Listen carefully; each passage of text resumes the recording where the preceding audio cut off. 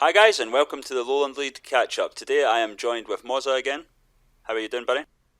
I'm very good, how's you? Good. We just want to start today's episode by thanking everyone for their support. Overwhelmingly positive, I've got to say. What about you, Mozza? Same sort of reaction? Absolutely. I'm just happy folk have been listening to it, to be honest with you. But no, it's always one of these things when you start a podcast or a catch up like this that you're thinking, oh, hopefully there's folk that'll actually appreciate it. So it's really good to see like people have enjoyed it. Yeah, it's just from a personal point of view. A special shout out to Dean McKenzie over at Celtic Hearts. I done a couple of reviews on the Celtic Hearts games, and I know he'll probably be listening to this as well. But yeah, I don't know if I would be doing this if it wasn't for his initial support. So yeah, really thankful to him and the Celtic guys. I'm assuming it'll be similar to yourself with BSC. You know, with Yeah. Well, the two is no Michael, obviously, BSC and the Lowland League's social media guy. So he's the reason that all this stuff's coming out. So if anyone's kind of got any thank yous to throw in, you need to throw the Michaels with. Yep, definitely. You guys are outnumbering me. I've noticed a few more BSC guys coming in. So let's start with the weekend games. So yeah, speaking about Celtic, obviously their game against Selkirk was postponed. It's quite disappointing, obviously, from both clubs' points of view. It looked like it was going to be kind of positive from Selkirk having played the game against Civil Service midweek. Yeah, disappointing, really, isn't it? Yeah, it's a shame. I know we touched on it last week. The situation at Selkirk, and we are hoping that they can pull through and get through their season. I did see midweek after they played Civil Service that they had open trials and they apparently were quite successful. So they managed to get a few more boys in the books, and it looked like there was a couple of loan deals that JD Sharkey was their chairman had been quoted talking about. But obviously things still aren't rosy there, and it's now going to go to a disciplinary panel in the Lowland League. So we will let them obviously sort it out. We'll not cast any aspersions at this point, but yeah, I think everyone's obviously just hoping that things settle down for Selkirk and they get through either way. Yeah, definitely. I mean, I was disappointed as a fan, I would say, because obviously I was planning on going to the Celtic game, and it was disappointing, but it leads us on to pretty much a new segment, if you will, of the podcast, a match day experience.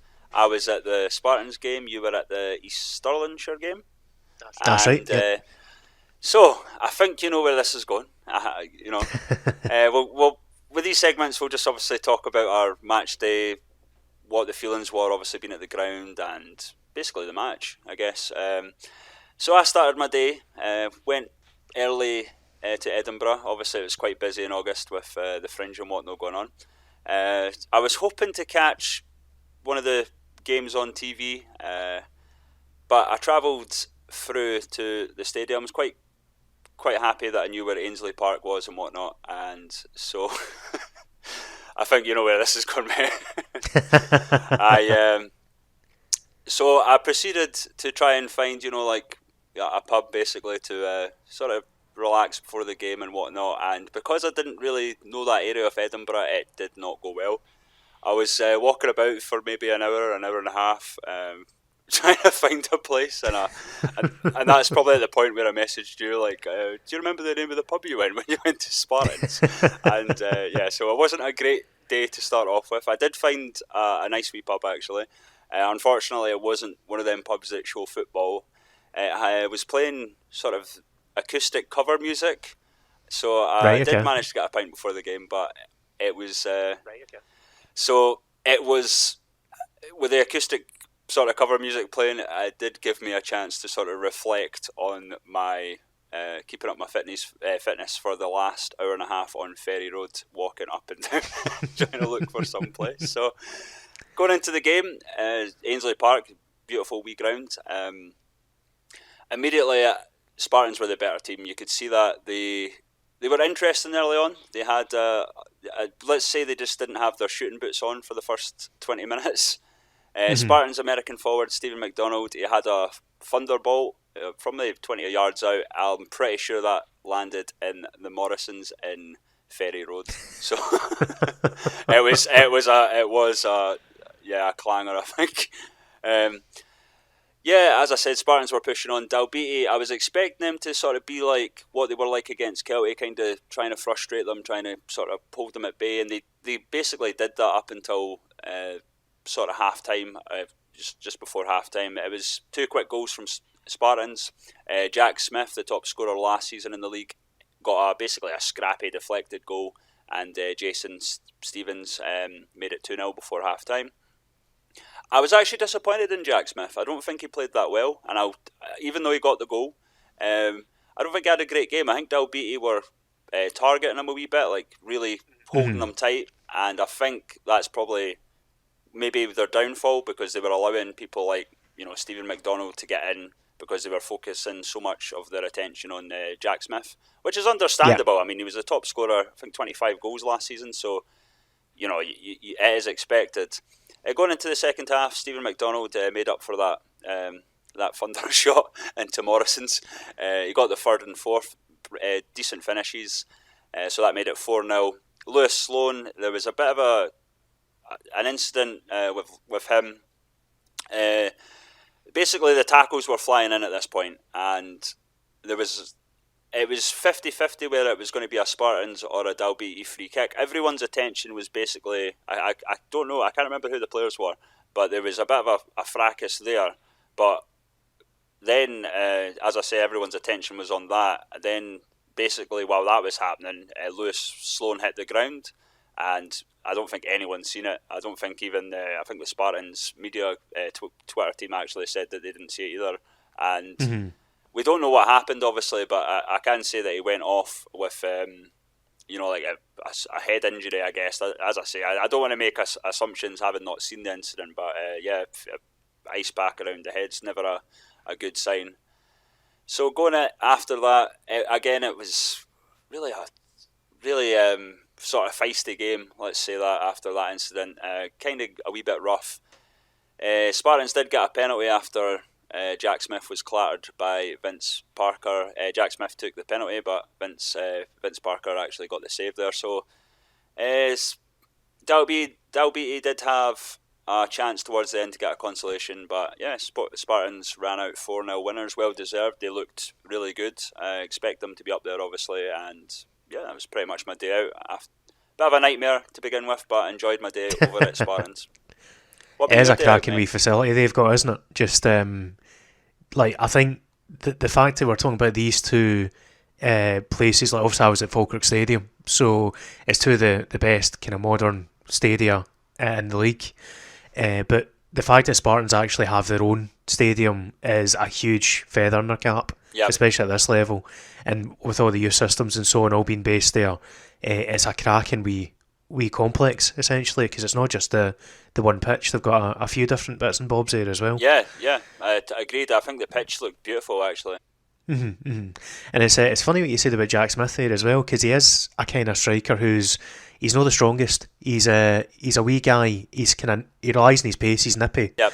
So he is the kind of guy that you do see teams try to bully out of games, but ultimately, like you say, if you focus too much on him, whoever's playing up with him tends to get a bit of space, and that's why he's so key. Like that's why BSC did so well with him last year, because when you've got him with a bigger, usually a target man like Martin Green up front, one of the two of them is going to put the ball in the net if you don't properly look after them. But yeah, in terms of my game, so I went along to Falkirk Stadium where Shire are playing this year to see them against Whitehill Welfare. And the reason I was going there is, basically it's public transport. I used to get to all these games, and that was the easiest one to get to, given BSC were away down at Gala. So it was a decent wee day, actually. I like the fact that the Shire are back where they should be, in Falkirk and the surroundings. It's not been the same when they've been at Oakview. Like, it's not a great ground to go and watch football, I don't think. Yep. You just get, it's not, I don't know, there's just a bit of an atmosphere about it that I don't enjoy. Yep. It's just, it's fine as a facility, it's just not great, whereas the Falkirk Stadium's a cracking facility there. They've got the bar open now as well in the stadium, so if you're going, be aware that you can go, I think it's a Westfield bar if I remember rightly it's called. You can go and get a pint or two for the match, given that it's not really beside any pubs or whatever. Sign me up. Sign me up, mate. Well, no doubt we'll get there at some point, mate. But in terms of the game, it's much what you would expect. I mean, East Stirling sure had too much for Whitehall welfare. You could tell that they're a wee bit bedraggled just now, having just lost their gaffer straight away. Yeah. They put a decent initial fight up, but as soon as there was a couple of goals in the game, that was the end of that for them. So Shire looked pretty good. I must admit, I wasn't sure what to expect, but 4-0 tells its own story. They've still got some decent talent in there. The Iron Man in midfield, Del Ure's still just running the show and letting the younger boys do most of the running for him, right enough. But he's a linchpin, and he does what he does, and he organises them really well. They've made a couple of interesting signings, but they are still a bit small squad-wise. So it's a kind of situation where a couple of injuries could be pretty tough for them. Yep. But they've got a chance, especially Jamie Bartley in goals as well, who at this level is one of the best keepers. Like you saw that when they played against BSC, that he single-handedly won them a point that game. Is it basically? So I'm really happy for Shire that they're back at the stadium. And the other thing they've done is they've got a deal with Falkirk where, if I remember rightly, Falkirk season ticket holders were able to get in for half price. Oh, brilliant. To any Shire games. So I might have just quoted that slightly wrong. It might have been season tickets for half price, but there's a deal of some sort there for Falkirk fans to go and watch Shire, and that's the way forward for a team like them, just to get, like, especially given they've been homeless for a few years now since First Park went, just to start building up the community again in that area. Yeah, that's great. Yeah, just touching on that actually, you were saying about obviously their goalkeeper. I actually forgot this, but obviously Vince Parker was making his first appearance this season for Dalbeattie. I'm not actually sure what if their first choice keeper's injured or not. I'm not actually sure what went on there, but yeah, so obviously quite tough coming in to a game against probably one of the better teams, playing your first sort of appearance of the season. So it's Ross Wilson's usually their starter, isn't Ross it? Wilson, yeah. It might just have been a work commitment or something like that. It tends to be the way with a lot of the kind of southern teams. The guys won't be available every single week. Yep. So it's part of the joys of football at this level, you know. It was interesting. Obviously, I was kind of complimentary about Dalbeattie and like in the last episode, and I do still feel they'll be a good team. I think there's the way that they're sort of playing football. I don't think it's always going to work with some of the bigger teams, and I think we saw that against the Spartans. I think it will work against probably teams around their level, but certainly the likes of East Kilbride and Spartans, they're really too good for them. I think, unfortunately for them, But going into the other results, other teams, is there? Obviously we touched on some teams that we felt that could possibly be up there in terms of the league. Is there any other teams do you think we missed last episode? Yeah, I think a couple of results jump out. Like we had a wee chat before we got started here, and you'd mentioned civil service because the Strollers came through and beat Cumbernauld Colts, who we talked about at length last week. And the other one, Gretna's had a decent start to the season as well, I think. They played out a 1-1 draw with University of Stirling, Chris Geddes' team, and they're usually a good yardstick, Stirling Uni, in terms of if a team's going to do well or not, because they're so consistent, and Chris has done a great job with them ever since Shelley Kerr moved on. But if a team gets a point or a win against them, they're a decent team, basically. They're like, you've got to be well drilled to get something off Uni or Stirling. So Gretna was an interesting one, given they've had a couple of good scores, good results, and East Kilbride obviously just march on, another 5 goals. So they're going to be a tough nut to crack. There's only one other game I've missed out there actually, so I might as well mention it. Edgysport getting the 2-2 with Edinburgh Uni. Edgysport's a tough one, and so are Edinburgh Uni actually. They're quite similar at this point in the season, where they might not actually have their full squad. Yeah. So it's kind of hard to make a judgment on the two of them until we get further into the season, I think. Yeah, definitely. I mean, obviously we're talking about civil service. They're kind of surprising for me. I didn't quite expect them to be up there, but they've started really well. It was a bit of a toss up between if I was going to go to the Spartans game or the civil service game, but I think Spartans sort of ended up like being the easier option at the time. So, but yeah, I'll definitely look out for civil service. When we throughout the season, I guess, and yeah, looking good. It's interesting that Gary Jordan's taken over there as well. A guy who knows this league inside out, and a guy that's won the league, taking Edinburgh City up. So he's obviously a great guy to have in charge. And they've made a couple of interesting additions as well. Ross Guthrie was a really good pickup from Spartans, and from everything I've read so far, he's been pretty good. The first couple of games I've played, but they've got a reasonably settled squad, and they've made a couple of really interesting additions. Cammy Muirhead coming in on loan from Cowdenbeath as well, up front, managed to get himself in the score sheet. So they're definitely not one to underestimate. But kind of focusing on Gretna, if obviously civil service have been a wee bit of a surprise. Gretna, I don't know if I should be surprised or not, but I am, just because they've had quite a bit of change in the squad. But they've kept Kevin Connolly fit, which is the main thing. They've kept him playing. He's our main man going back to last year. But they've still got guys like Kingsley Granderson and so on as well. And I think they might actually do better than initially what I was expecting them to do this season. Yeah, agreed. It'll be interesting to see, probably going into like sort of halfway through the season where it's all going to shape up. Obviously, we're really early at the moment, but certainly there's a lot of teams that I think, that we will be keeping an eye on anyway. Mm-hmm. Obviously, East Kilbride, the 5-1 over Vale of Leithen. We kind of touched on East Kilbride a lot. Obviously, they started the season really well.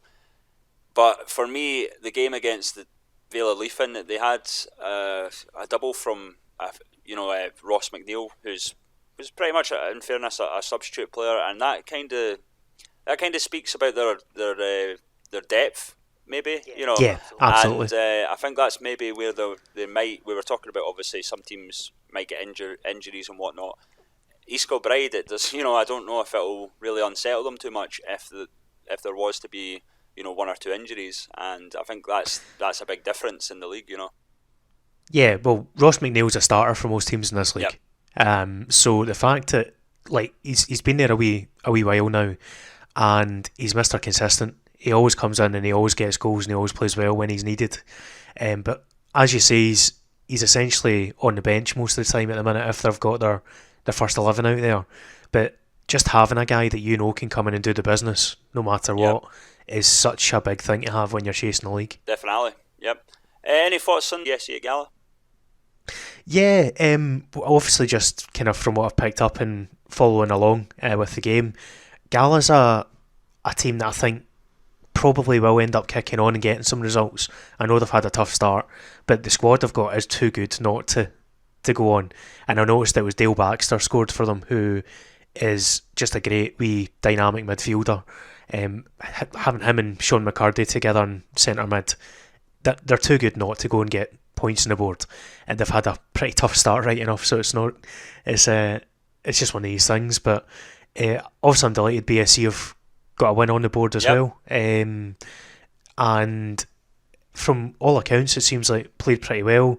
You look at the goal scorers, Martin Green got a one right at the end, but Adam Strachan got his account opened, and it was Orr got the other one from the penalty spot. But yeah, it kind of goes back to last season, BSC just pulling the win out in the last 10 minutes but never giving up and pushing right through. So it's promising, and it was a win that was badly needed to get the challenge on the go. Yeah, definitely.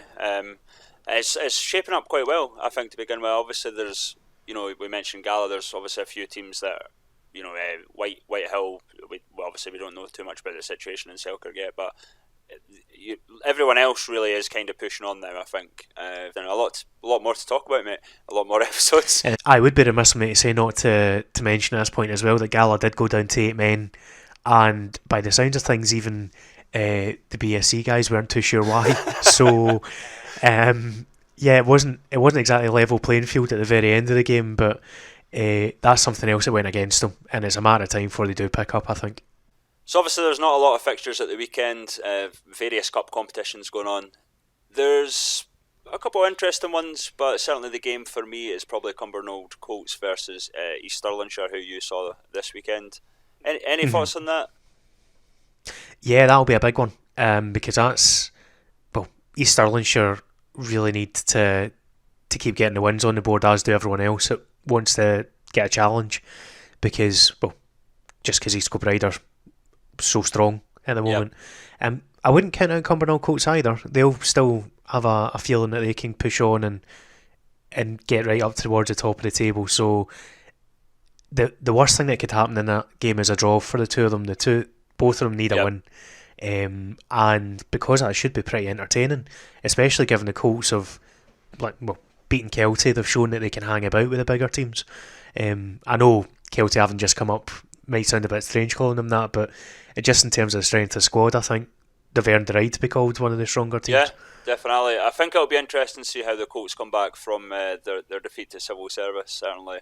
And Yeah, yeah, I think I'm in agreement with you. Obviously, East Stirlingshire do need to sort of push on a wee bit. Obviously, they are probably among the sort of other guys to be up there as well. So yeah, it'll be interesting. Probably the game of the week for me. Not that we've got a lot to sort of choose from, mate, but